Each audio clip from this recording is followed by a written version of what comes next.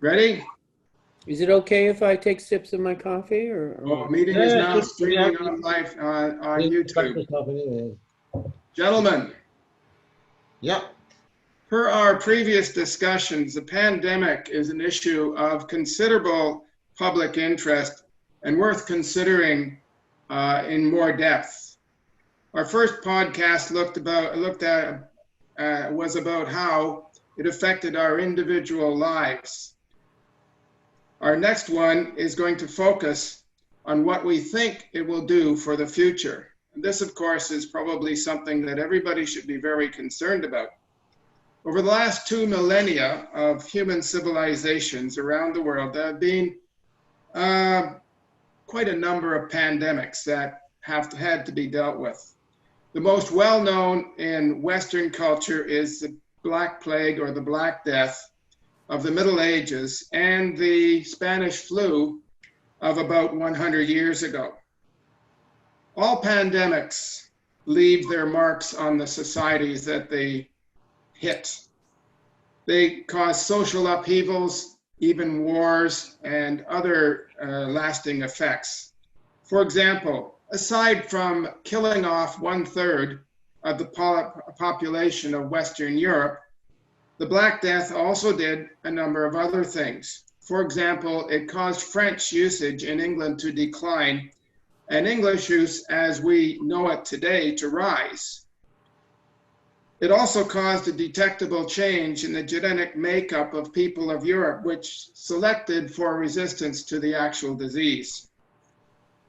Sometimes the impact of pandemics has been beneficial.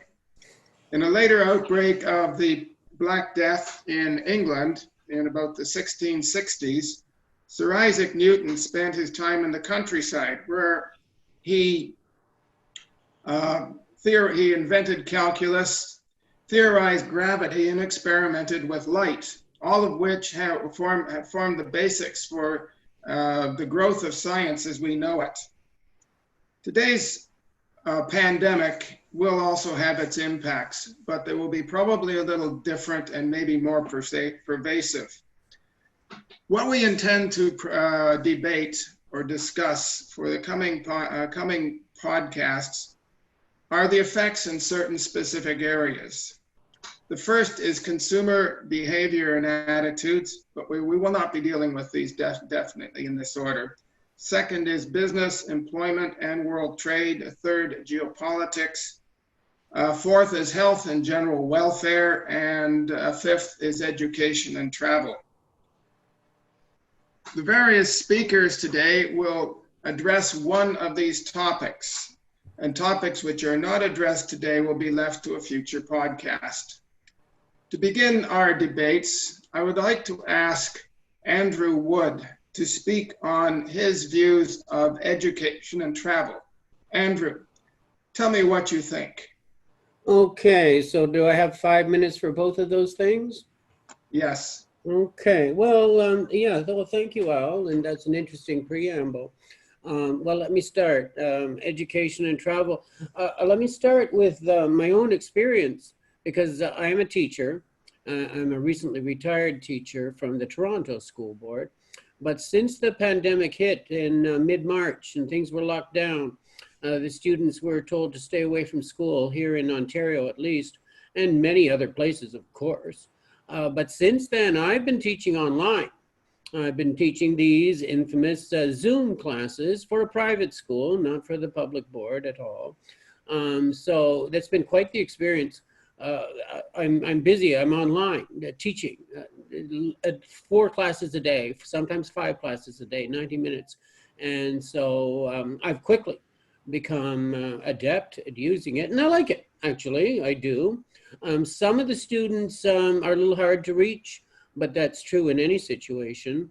And others of the students do very, very well. You know, I'm getting some wonderful results from the kids in my class, and they're elementary, grade 3, 4, the youngest. And then the older ones for me are grades 7 to 9. So it's a wide variety of kids I've been teaching. Anyway, so that's positive. But in terms of what I think is going to be happening with the education, September is coming. As we're recording this, it is July 22nd. And of course, school starts after Labor Day here and in many other places. And it's a crapshoot. I don't know. I don't think they know. What they need to do, of course, is they need to set up for a number of different possibilities. It's not helpful that some people are messaging, especially the President of the United States, making threats about how school must open according to his demands, but really it's empty. I mean, what the hell does that mean? You can't force parents to send their kids to school when it's not safe, nor are responsible educators going to consider doing that. So my own feeling is that what's going to happen is that schools will reopen in some way, shape, or form, and but it'll look very different. And I have a feeling that very much of it will still be replaced with online learning. I don't think that's stopping anytime soon, especially for the older students, the ones who are adept at using the technology, high school students, university students, obviously. For the very young ones, you can't teach them that way. You can't teach them online in their kindergarten, grade 1, grade 2, even. The primary kids, there's no way.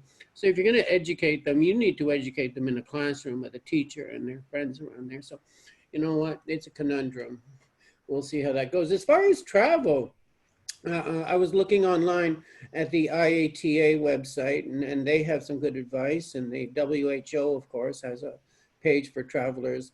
So look up the best information you can before planning any kind of a trip. Now, if your travel is discretionary, I would certainly put it on the back burner for now. I especially speaking from Canada here, we have restrictions, heavy restrictions for all the visitors coming from the United States going to, for example. I wouldn't consider going to the US right now, but even longer trips like elsewhere, I just think that this is a good time right now to look at local options for recreation and vacation and holidaying.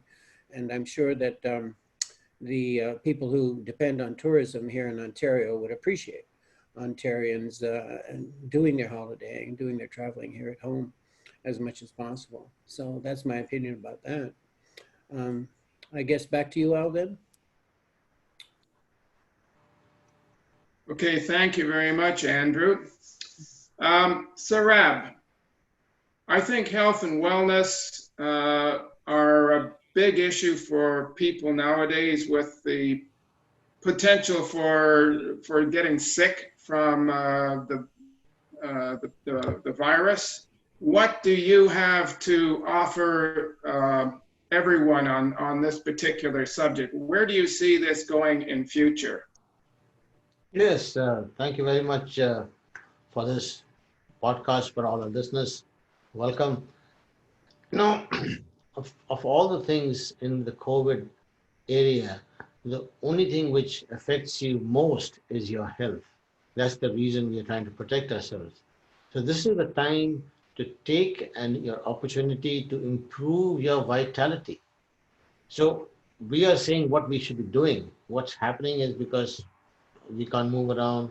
There's more social distancing. There are spreading of disease. So how can we use that time when we are not going away? We're changing our lives, so we can't travel the way we want. We can't shop the way we want. We can't live the way we want. Everything is changing. So all I'm saying is this is the time you're changing your lifestyle anyway, because you're forced to change your lifestyle.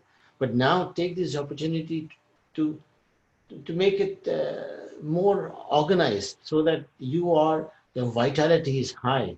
So in case you do even get this or any other disease, you have chances of fighting it much better. You have more antibodies. I mean, I don't want to go into all of them, but I'm saying we should attack nutrition. We should read the right way. We should meditate. And we should be cultivating loving emotion, irrespective of what's around you. But start doing this, because you'll become a better version of yourself. You will see the things differently. There are 35 trillion cells, and 50 billion cells are born daily. and 50 billion cells die daily. This is called apoptosis. Then there are 50 trillion germs, microbes, and bacteria in your stomach. So let us, a few here and there, it doesn't make a difference, your viruses, but the fact remains that you have a lot of germs in you. When the germs increase, you die.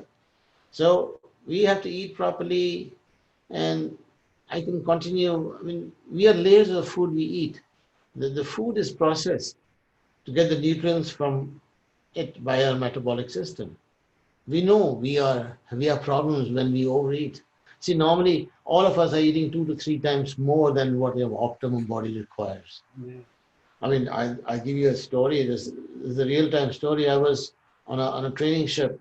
I was a 17-year-old guy, and I was absolutely perfect. But they were starving you because they were giving you one plate full of food, which is okay for a 17-year-old. But we came from home, and home means you ate so much food then we couldn't eat anymore that was full. Here we thought they were starving us, but by the senior form our stomach had shrunk, and we were absolutely perfectly fit. That goes to show that we were eating. I was used to eating more than what my body was requiring. And when went back to the normal ship, started eating normal food without any restriction, bang, exploded in such a way none of uniform fit, you know. And of course, I don't want to go into that. We have to eat more alkaline food, more acidic. This is all to increase vitality, because you don't know what's going to happen. That if you are strong and you can withstand all the outsides, it's a better chance of you surviving. And of course, sleeping. Sleeping is very important. You know, in an 8 hour sleep, you get 25% of deep sleep. So how do you make sure you get good sleep? So there are certain things you have to do, not to do, to make sure you have good sleep. And of course, meditation. I mean, this is a vast subject, but all I can say is in this day and age, take this opportunity to make yourself a lean, mean machine which can fight. You and your family can fight all the vagaries of non-action around. The economy is changing. And with that, I would like to ask you if there are any specific questions. Sarab, before we go into that, I would like to speak on a subject matter that probably ties a little bit of all of this together and also deals with the other subjects that we're not talking about today. And that is consumer behavior and attitudes. Now, the impact of the pandemic has basically been on all of us. That is to say, everybody has to do something personal to attack it. It's not something like we can just carry on doing our own lives, and that there's this umbrella organization that's looking after us and will make sure we're all healthy. We all have to participate in this. And that has resulted in considerable short-term behavioral changes in all of us. And they seem to fall into maybe 3 categories. First is our changes to our habits. The second is structural changes imposed on us by work influences and such. And a third one is in terms of the number of choices we have for the things we want to do. In terms of habits, we've been forced to change many of ours. For example, instead of making our morning commute to work, in which case on the way we might stop at a Timmy's or a Starbucks to get a coffee, we're staying at home. Instead of leisure activities such as watching spectator sports, we've got to find something else to do. There's nothing on. The leagues have been closed down. The usual hype that we would go to in terms of watching the Raptors, the Leafs, the Jays, they're just not there. And not only that, we can't go out to the bars that we used to, like we couldn't anyways, and sit and have a drink with our friends, which is also a social activity, a habit-forming social activity. and do those sort of things. And on top of that, our shopping habits have had to change because stores will not allow us to go in just whenever we want it. Typically, I'm not sure whether you have seen it this way or not, but typically I in the past would go out shopping in the evening after work, and I'd have to contend with the crowds. Nowadays, if you want to go shopping at that time, you've probably got a half-hour lineup to wait to get through. The structural elements, as I've mentioned, primarily they are our work patterns. Those people that are able to work, other than, say, essential workers, have been confined to working, say, at home off their computers, or maybe having to adjust their their work patterns. As to the essential workers, such as hospitals and people that are working on that, they've had to deal with almost a continual crisis. Now, most places have emergency wards and that have cycles that they go through. There's crises that come and go. People come in and have to be treated, but now during the pandemic, at least at the height of it, these people were going 24/7 and getting burnt out. There's also been school closures, travel restrictions, and people have been forced to choose other activities. Now, when it comes to the choices we have, well, of course, a lot of restaurants have closed, and so have a lot of other retail businesses, which did not necessarily have presences online and couldn't therefore provide us with the goods and services that we wanted. Overall, the consequences of all of this have been fairly marked. Generally speaking, people have reduced their reduced their discretional spending, with those more affluent reducing it by as much as 10%. Now, I think this is probably the tip of the iceberg, because at the end of this year, people will probably would normally be starting to plan their vacation trips, which can be a big ticket item for most of us. Incidentally, one of the consequences of this is people have been saving more and reducing their actual debt noticeably. We've been doing a lot more cooking at home, which implies hopefully that we are having better food, as you suggest, Sarab. In my neighborhood, people have been using the public spaces more, going walkabout on the streets. In places where I usually would have the local parks or sidewalks all to myself for an evening walk or a morning walk, I'm finding it, I feel crowded out. Online sales and deliveries have been up. People are advertising staycations rather than vacations. And interestingly enough, there's been a lot of social protest right now, which I think is directly related to the fact that people have a lot more time. In other words, idle minds are the devil's workshop. And as I mentioned earlier, people are shopping at different times of the days to avoid the lineups. In the short and long-term impacts that I see on this, well, if the longer this pandemic lasts, the more impressed these changes will be upon us. Right now, everybody would like to get back to what life was like. But if it doesn't happen, there's a lot of businesses that are just not going to survive. And there's a lot of social restrictions that are going to be in place for a very long time.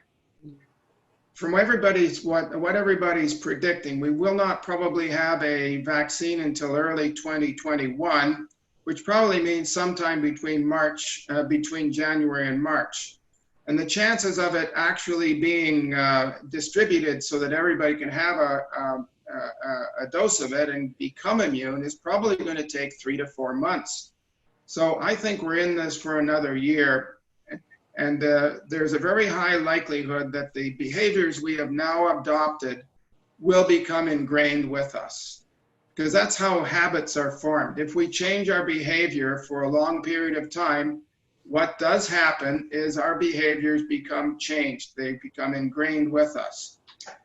And in addition to that, I think that from what I've heard, a lot of businesses are going to continue having people working from home, which means our behavior patterns will be significantly different for some groups, but not all.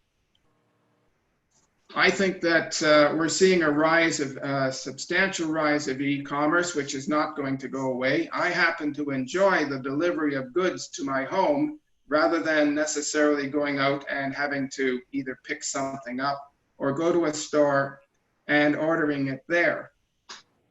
So there's a lot of changes coming, and the longer the pandemic lasts, the greater they will be.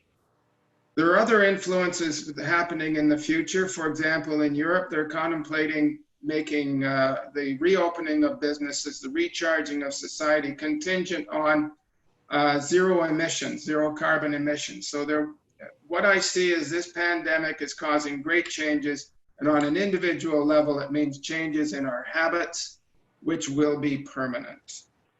That is my position on this. I would suggest now that we open this up for questions. Yeah, Alex, my question was, you mentioned about the carbon credits against opening up. Elaborate on that. What are you talking about? Well, I was reading on some internet posts where Europe, the EU, is preparing an unprecedentedly large budget, something in the range of $1.8 trillion, of which $750 billion is going to be stimulus to overcome the pandemic. It's similar in many respects to the fact that Canada, our government is spending maybe over $200 billion to support people through the pandemic and also to get the economy restarted once we're beyond it. From what I've read, the EU is demanding that a lot of this money be spent on energy efficiency and transitioning to a low carbon economy. Now that makes a lot of sense to me, because if we're going to be starting up a new cycle, a new chapter in this world, it would be best to get off on the right track. Rather than investing to maintain what we have, invest to move in a new direction. Well, can I say something here? I certainly applaud that thought, Al, that you just expressed, and of course that would be ideal. I'm just afraid, though, that the forces that are at work in the world now are a lot more negative in many ways than you give them credit for. And I don't think that we can assume in any way that the long-term effects and changes that come to society will be positive. I don't think we can assume that at all. And I think if we want that to happen, then we had better start working bloody hard to make that happen, because there are so many forces arrayed against us to make the opposite happen, to increase the inequalities, to increase the unfairness of the system. And again, I've been looking quite a bit, seeing what's happening in America. And of course, that's an engine of much of what happens elsewhere. And certainly in Canada, we feel the echoes of that. So I would be quite a bit more worried and sanguine than what I hear coming from you. Well, of course, there are forces that are driving us back to where we were. For example, most people would like to go back to where we were. But as I said, the longer it takes to resolve this problem, the more ingrained the solution will be. Everybody right now would like to go back to what we were doing, where we were going out and socializing a lot and going to restaurants all the time, going on vacations, like in planes jam-packed with people. I don't think that can happen anymore, but the airlines are going to probably push for it because they can't make money with half-full aircraft. So yes, there's going to be a lot of pressure to go back to what we had. And that is going to be where a lot of the tension is going to happen. And there's not a lot that we can do to counter that, because it's just human nature. And I think that's probably the biggest problem we have to deal with here is human nature. Wonderful. Well, Sarat, I have a question of you. What? How do you expect people to adopt and maintain these new health and wellness initiatives that you suggest for them?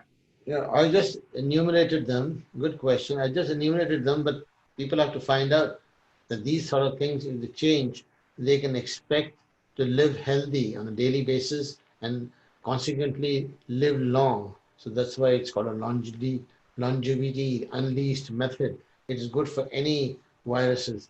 And for instance, I just want to say about breathing. Like, uh, how do you breathe when you sleep? Do you sleep on your stomach? Do you sleep on your back?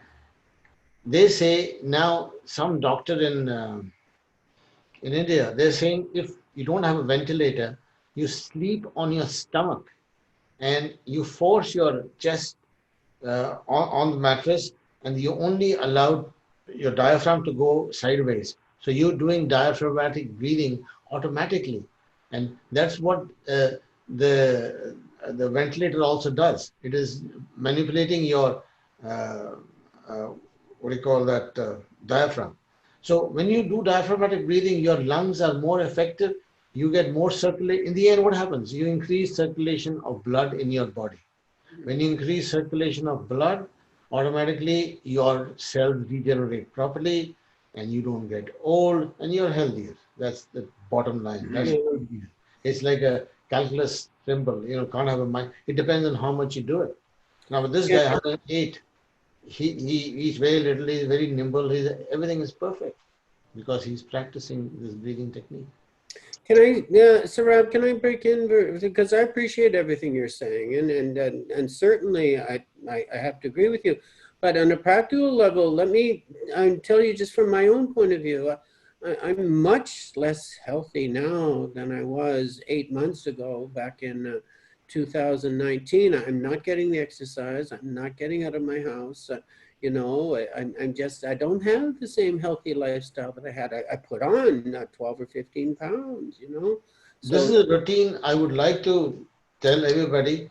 It's a routine. I'm going to put it in the link somewhere.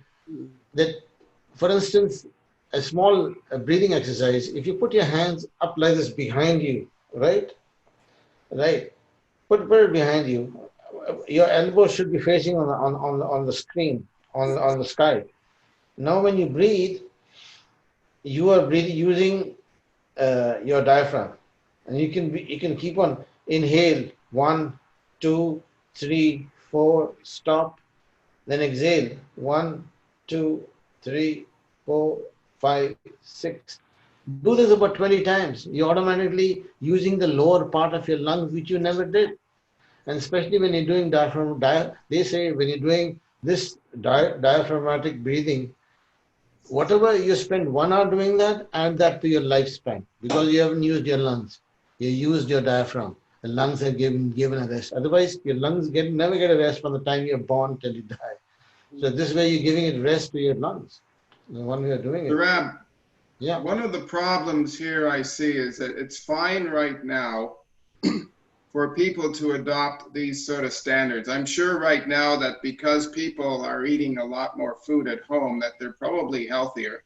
But as Andrew says, people that don't get enough exercise soon put on a few extra pounds. How is that going to translate or transition into the future? I mean, where are we? How will the average individual, or maybe not the average individual, but a predominant number of people, enough to cause a difference in how things go, transition into this new reality where we're all healthy? I agree with your position that we should be healthier. We should transition into something healthy.